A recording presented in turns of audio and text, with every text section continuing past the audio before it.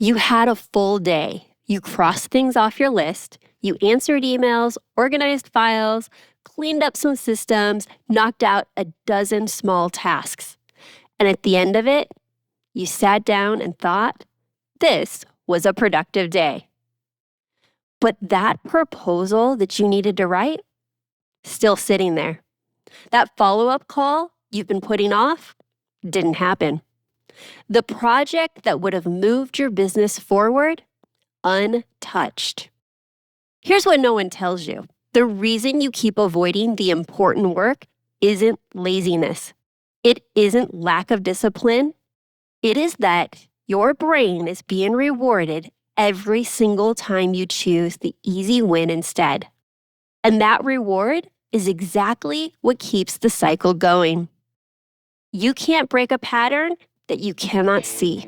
And right now, this one is costing you more than you realized. I'm Amber De La Garza, and you're listening to the Small Business Straight Talk podcast. If you're a successful, busy, small business owner who wants the straight talk on self-leadership, personal productivity, financial clarity, operational efficiency, team leadership, and business strategy to maximize profits, reduce stress, and make time for what matters most, then you're in the right place, and I'm so glad you've joined me. Today is episode 425, Productive Procrastination, Why Staying Busy Keeps You Stuck. I'm going to break down the pattern that keeps you busy, but not productive, unpack why your brain defaults to it, and share practical tools to shift out of it the moment you catch yourself in this productive procrastination cycle. And now, let's get to the straight talk.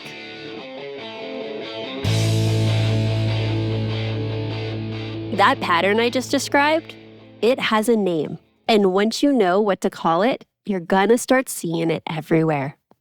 In your workday, in your weekends, in the way you approach the things that matter most.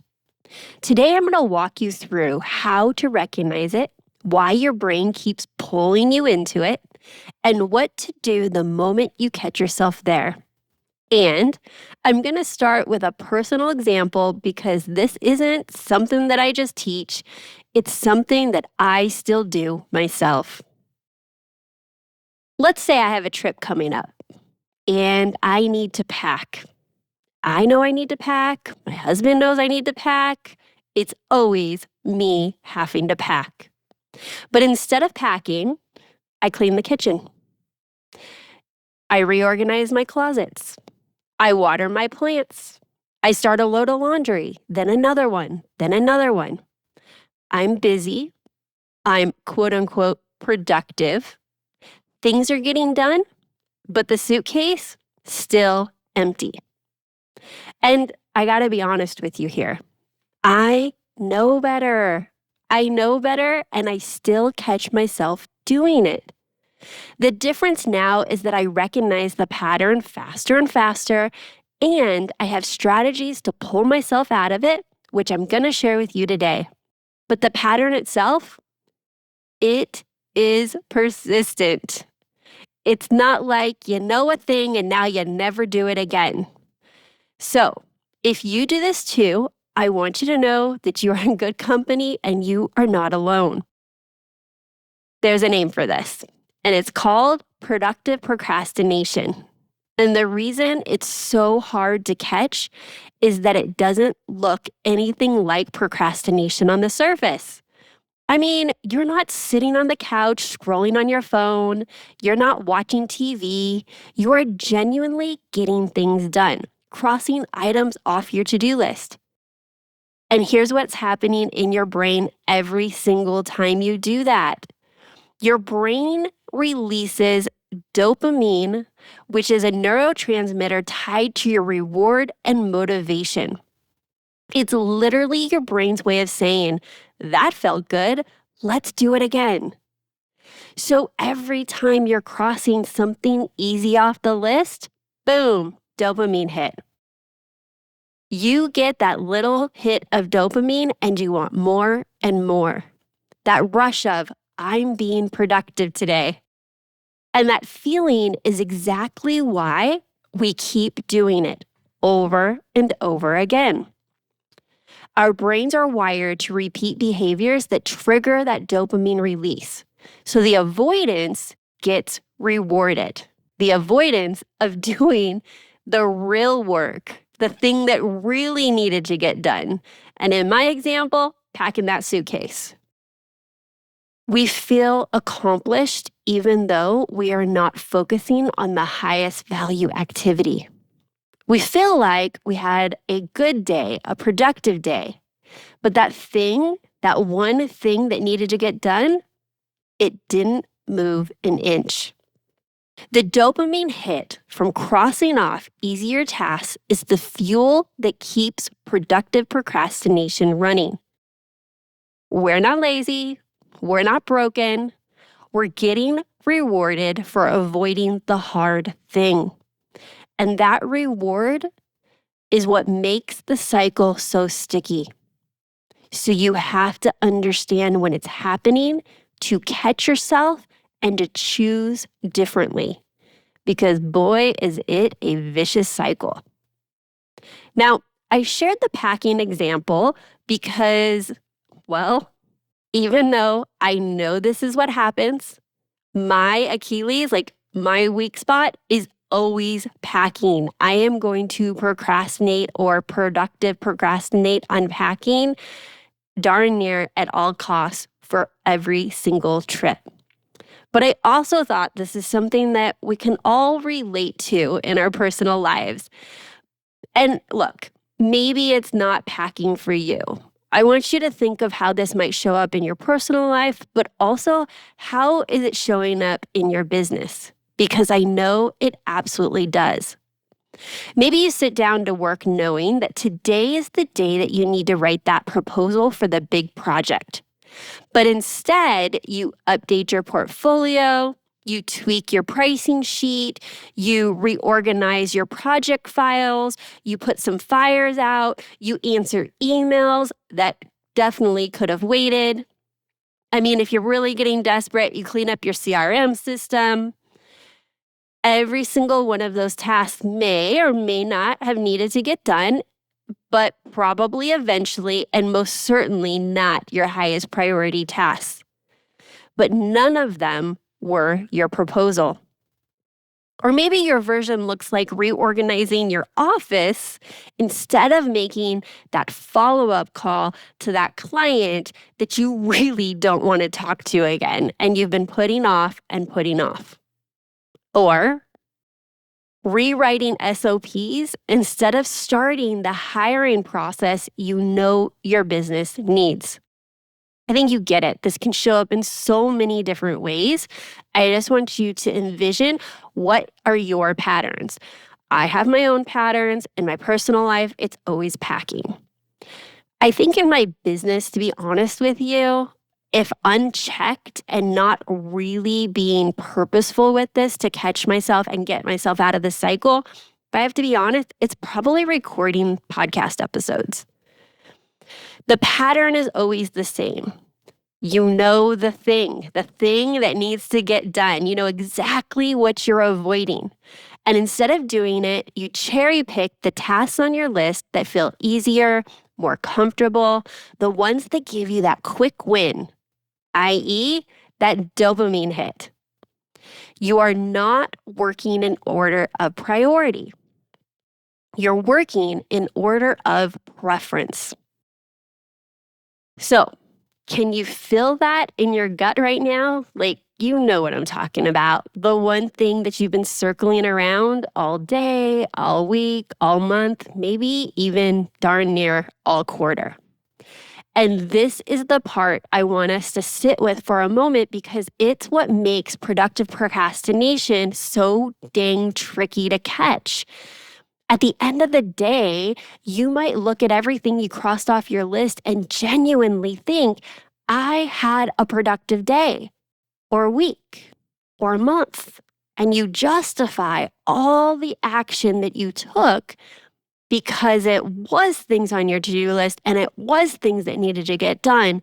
but it wasn't the thing. And so you didn't have a productive day. You had a busy day. And there is a difference. Productive procrastination disguises avoidance as achievement. I want to say that again. Productive procrastination disguises avoidance as achievement. It lets us feel like we're moving forward when we're really moving around the thing that matters most. And not to get us off topic, probably it's really on topic actually. This is why we can say over and over again, we're so busy, we don't have the time to work on our business because we're so busy working in our business. Oftentimes, the types of tasks that require us to work in our business are giving us those quick dopamine hits. And the things that are required of us to work on our business are more long-term gratification, long-term investments in the business. So if you're listening to this and something is clicking right now, that's where the shift begins. We can't fix a pattern we haven't named. And now that we've named it, let's talk about what happens because it's probably not what you think. So, I bet you're wondering, why does this happen? Why do we keep circling the thing instead of doing the thing? We're thinking, of course, we need more discipline, more willpower. Most of us default to the same explanation. I'm procrastinating, something's wrong with me, I lack discipline, I just need to push through. I cannot tell you how many times I've heard those exact words from clients that I coach. But what if that's not what's happening at all?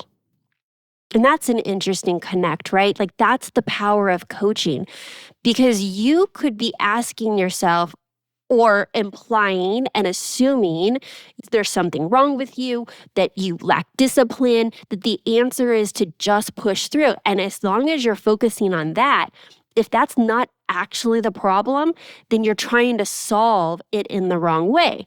And by having a coach that can come alongside you and objectively look at your behaviors and seeing your patterns, then we can focus on the right solution. And today, that's what I'm pulling back the curtain on. In this scenario, the right solution is not to force yourself to just push through. Let's go back to my packing example. When I finally stopped and asked myself, okay, why am I not packing? Right? It's a simple question, but I'm looking for the root cause of the avoidance because clearly there's avoidance happening. And the answer wasn't that I didn't want to. I did. Like, I actually don't know why there's so much resistance on the surface until I stop and ask this question. It wasn't that I couldn't, not because I lacked motivation, but because the task wasn't as simple as packing, and it never is. My summer clothes were buried because we were just coming out of winter, right? And the other half of my wardrobe was dirty. The closet was a bit of a mess, and I couldn't find what I needed. So, quote unquote, pack was never one step, and it certainly wasn't the first step. It was find the clothes, do the laundry, clean out the closet so I could see what I had to pick my favorite things to go on the trip. And then lastly, pack. And I got to ask, how many times have you put something on your to-do list that actually represented a multi-step project in your business that we don't slow down enough to realize there's so much resistance and friction to moving into taking action on that project because we're not clear of the steps that lead up to it? Did I avoid packing? I don't know. Maybe. Or did I just not realize that there were steps that needed to happen first? Did I do the laundry? Yes. Did I clean the closet so that I could find the clothes? Yes. Those things needed to get done before packing was even possible. I wasn't stuck. I just hadn't project managed it accurately. I didn't see it as a multi-step project. I saw it as just grab the suitcases and pack the clothes. So I'm just going to repeat that again. I wasn't stuck. I just hadn't project managed the task accurately. Is that heading home for you? Is there anything on your to-do list that's more of a project than a task? Now, think about that proposal we talked about. Maybe you wrote write proposal on your to-do list.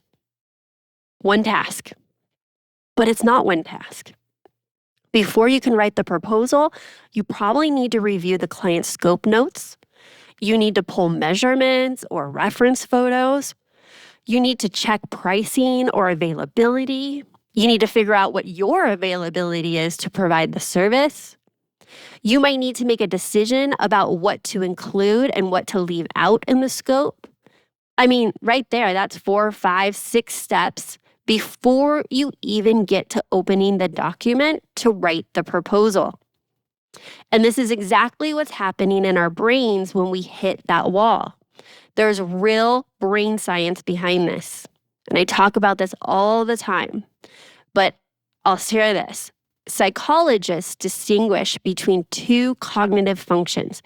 And this is really important for what we're talking about today, but it comes up a lot in the work that I do.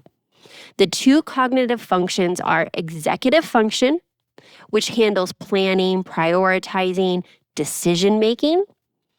And then there's task execution, which handles the doing.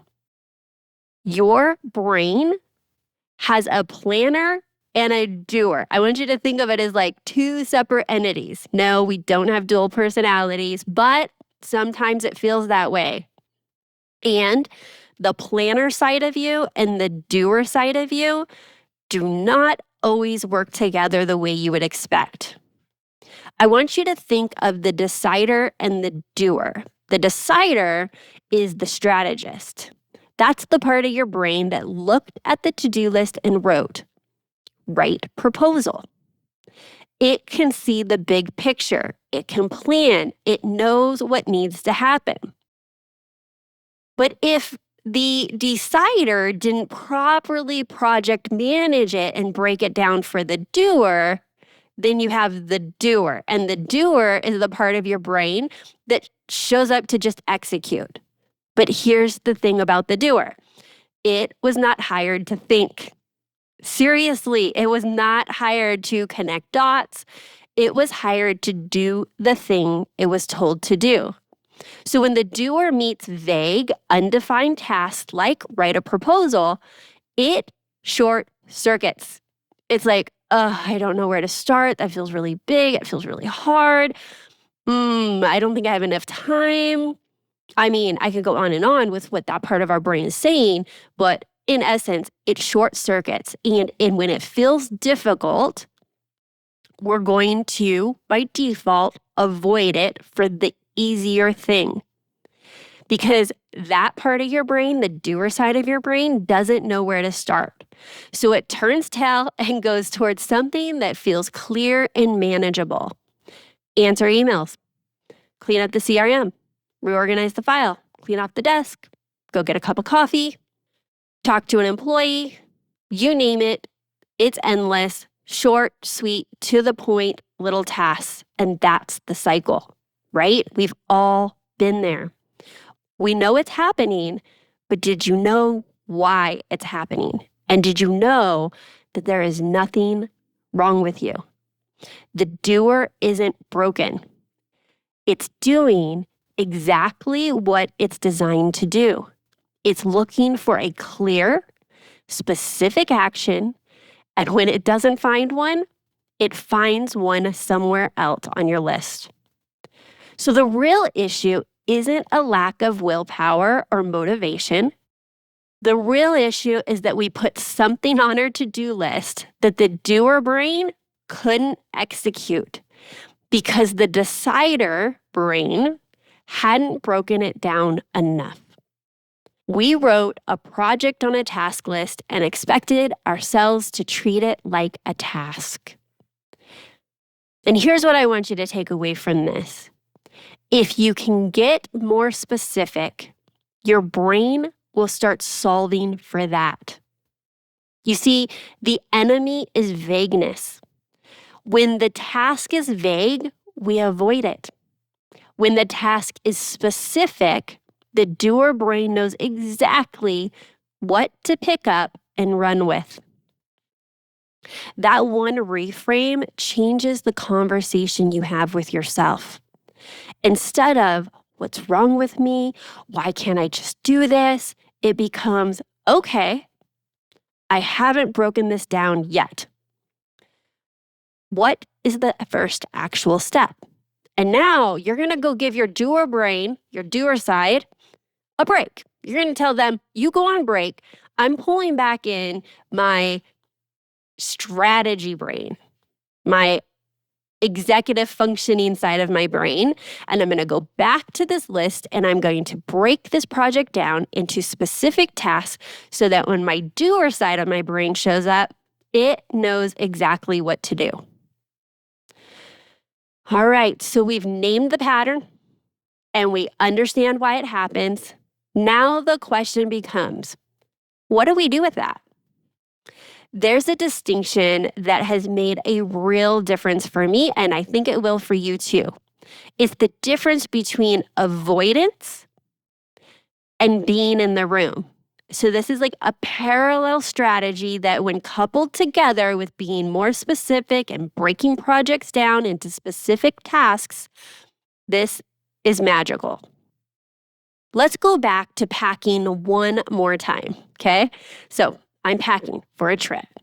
When I was cleaning the kitchen instead of packing, that was avoidance. When I was watering the plants instead of packing, that was avoidance. The kitchen and the plants had nothing to do with the trip. It wasn't moving me closer to being packed. It was keeping me busy while I stayed away from the thing I needed to do. But the laundry was different. The laundry had everything to do with packing because I couldn't pack the clothes that were dirty.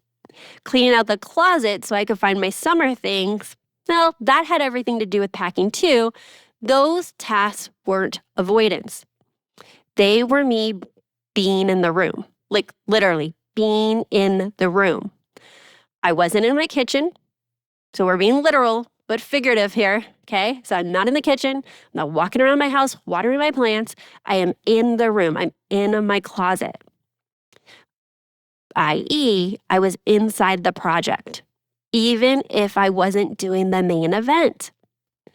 In your business, you can do 1,000 things around the project and never touch it. Or you can do one thing inside the project and the whole dynamic starts to shift. Think about that proposal again. Avoidance is reorganizing your files, updating your portfolio, answering emails that could have waited. Being in the room is opening the client's scope notes. That's it. You don't have to write the proposal. You just have to get inside the project. Pull up the file. Review the notes. Look at the numbers. Once you're in it, momentum starts to build and the path forward gets clear. So this helps us break the steps apart once we're in the room. Also, it's helping with momentum because if we are doing random things that are not in the room or outside of the project, we're getting those quick dopamine hits, but we're not creating momentum in the right direction, which is completing the project. I'll share something with you that I've learned about myself over the years. I have a closet that is the size of a small bedroom, okay? And my husband and I share it, and his side is always perfectly organized. Now, for those of you that know me or know of me through the podcast, look, I'm pretty organized. My husband folds his jeans to put them in the dirty laundry, right? Like he's very organized. Love that for me, love that for him. My closet, not so much. Not so much. And I might be organized in a lot of places in my business and life, but my closet is not it. So when the closet needs to be organized and cleaned out, where do you think I start? Did you guess? Did you guess his side?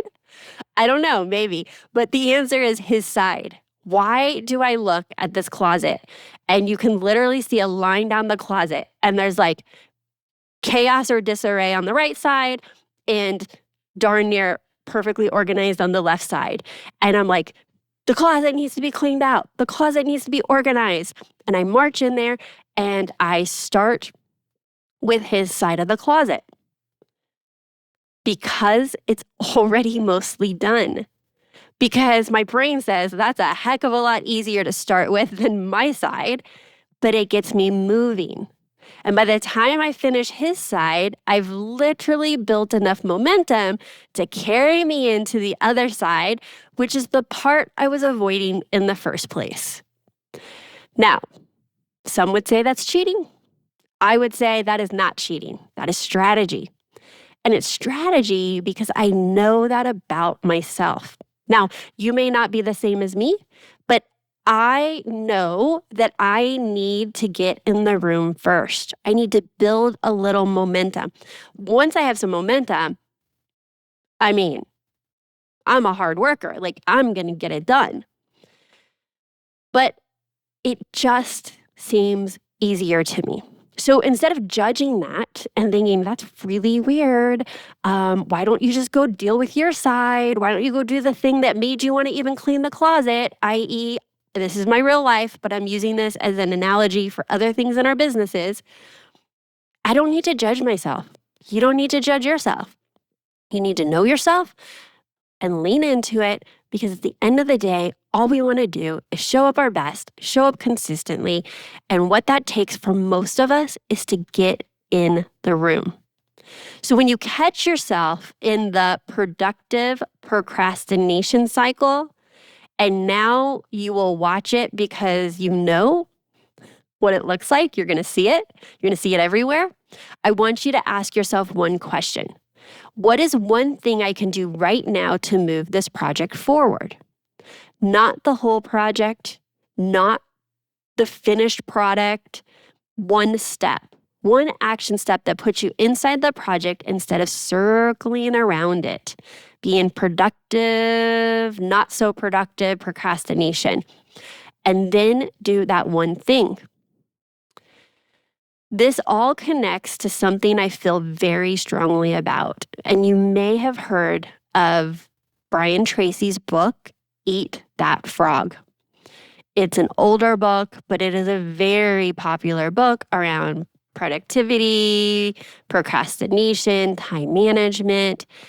And the idea of Brian Tracy's book is that you should do the hardest, scariest task first thing in the morning, and everything else feels easier. And I get it. It's a strategy. And for some people that works. And for you, if that works, I love that for you. Your job is to do that consistently and on purpose. But for others, myself included, that approach falls flat. It does not work. If I sit down cold and try to dive into my deepest work first thing in the morning, it doesn't go well. My brain isn't ready. So what I've learned is to honor how I work. I warm up. I get a few quick wins under my belt, i.e., I get a few dopamine hits to start my day. I check a few things off my list, get some momentum going, and then I drop into my deep work. Now, the key to this, the key to really making this work for you, if you're like me, is that you have to have a hard stop. And you have to honor that hard stop on that warm up. Maybe it's 20 minutes, maybe it's 30 minutes, but you have to decide ahead of time and you have to honor that hard stop because If not, you're going to keep chasing those dopamine hits. You're going to just fill your day, fill your morning with quick, easy wins, and it's not going to actually propel you with momentum into the deep work. So you have to honor that. You have to know what you're doing. You have to understand why you're doing it, have a hard stop, and leverage that into the deep work, the project, the thing that feels a bit harder, but is of high value to you and the business. And I want to be really clear about something else here, because I think this matters. When I say work with your brain or find what works for you, I'm not talking about tricking yourself. We're not lying to our brains. Our brains are too smart for that. I will never do that. I have plenty of episodes about mindset, other strategy episodes. We are not trying to trick our brains. I mean, let's respect ourselves more than that. We know when we're trying to trick ourselves. What we're doing is finding something else that is also true, right? It is true that the laundry needed to get done before I could pack. It is true that starting with an easy side of the closet, like my husband's, builds momentum. We're not just making things up. We're choosing the path that's both honest and effective. Okay, so no lying, no self-negotiation. This thing is, needed to do first, and this is getting me in the room. No. Is it true? Because our brains are going to know. I want to tell you this too. So why I am here giving you strategies, episode after episode, there is no single right way to structure your work. The right way is the way that gets you in the room and keeps you there. The way in which you show up for your highest value activities, which is when you are showing up your best self and being productive. And if that means warming up first, honor that. If it means eating the frog first thing in the morning, honor that. But know which one you are and build your day around it instead of fighting yourself every day or every morning. All right, so let's bring this full circle. Productive procrastination is one of those patterns that hides in plain sight because it doesn't feel like avoidance. It feels like a good day. It feels like a quote unquote productive day. But now you know what to look for. You know the pattern. Staying busy with the easy wins while the things that matter most sits untouched. You know why it's happening. The task was probably a project. It wasn't one step. Your brain short-circuited on the vagueness of how to get started or what's the first step. And you know what to do about it. Get in the room, do one thing inside the project, and build momentum from there. This isn't about willpower. It's not about discipline. It's about understanding how you work and building around it instead of fighting against it. I want you to name the pattern, break down the tasks, get in the room. That's the whole strategy. I have loved having you listen to this episode of the Small Business Straight Talk podcast. And I sure hope you found our whole conversation around productive procrastination to be incredibly valuable. But I need to be straight with you. No change. Without taking action, nothing will change for you or your business. So before we wrap up, I want to leave you with something that you can put into practice this week. I want you to catch yourself in the act. The next time you sit down to work and you notice you're reaching for the easy task instead of the one that matters most, stop. Ask yourself, am I avoiding the room or am I in it? If the answer is that you're avoiding it, ask the next question. What's the one thing I can do right now to get inside the room, i.e. project? Just one thing. And do that one thing and see what happens from there. Like I said earlier in this episode, is that first, being able to identify the pattern, name the pattern, observing your own behavior gives us the gift of choosing differently. It's not magical that now that you understand this happens because you listened to this episode, that magically you will no longer do productive procrastination. That's not how this works. I wish it is. We would all just listen to knowledge and our lives would be changed. What it takes is, now that you see it, identifying it, pausing, and choosing differently. So that's my ask of you this week, is to observe it and choose differently. And then do it again and again as you find yourself in this repeated pattern. If you have not already done so, I would love to invite you to take my Next Level Business Owner quiz.